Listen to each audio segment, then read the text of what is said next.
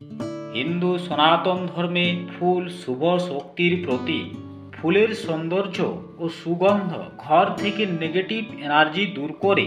তাই হিন্দু ধর্মে ফুলের বিশেষ ভূমিকা রয়েছে। ফুল ছাড়া কোনো দেবদেবীর পুজো সম্পূর্ণ হয় না। তাই শাস্ত্র জানাচ্ছে যে কোনো ফুল বাড়িতে রাখা অত্যন্ত শুভ। তার থেকে আজ আমি 4টি ফুলের কথা বলবো।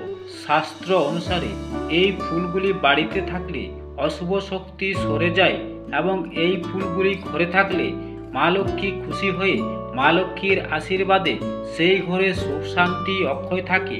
তো বন্ধুরা, শাস্ত্র অনুসারে মানুষের প্রত্যেক মনোবাসনার একটি রং আছে এবং এগুলি রয়েছে তরঙ্গ ও সুগন্ধ।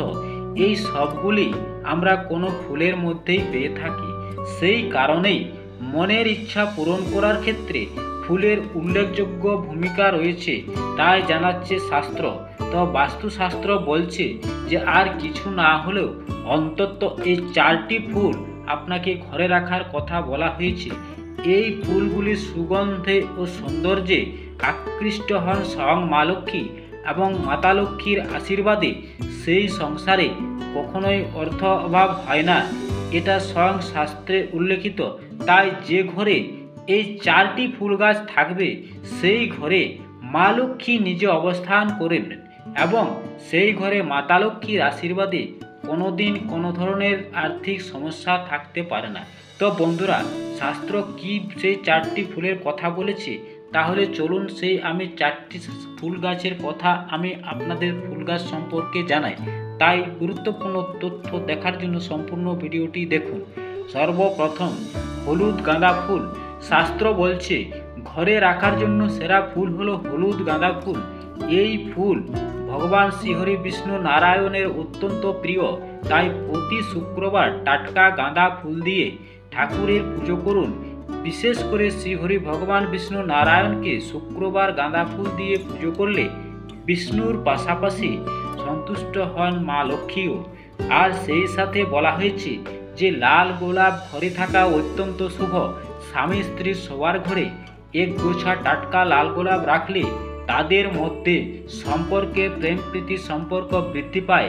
এছাড়া বলা হয়েছে যে গোলাপ ফুলের সুগন্ধ মা লক্ষ্মীকে আকর্ষণ করে।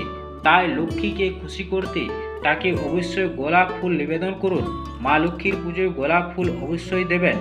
এরপর বলা হয়েছে যে ক্রমশই যদি ঋণের জালে জড়িয়ে পড়েছেন, পরিশ্রম করলেও যথেষ্ট উপার্জন করতে পারছেন না, আর্থিক সংকট থাকলে মুক্তি পেতে পান পাতায় গোলাপের পাপড়ি রেখে প্রতি শুক্রবার মা লক্ষ্মীকে নিবেদন করুন। এটি করার কিছুদিন পর থেকে আপনি তার ফল পেতে শুরু করবেন।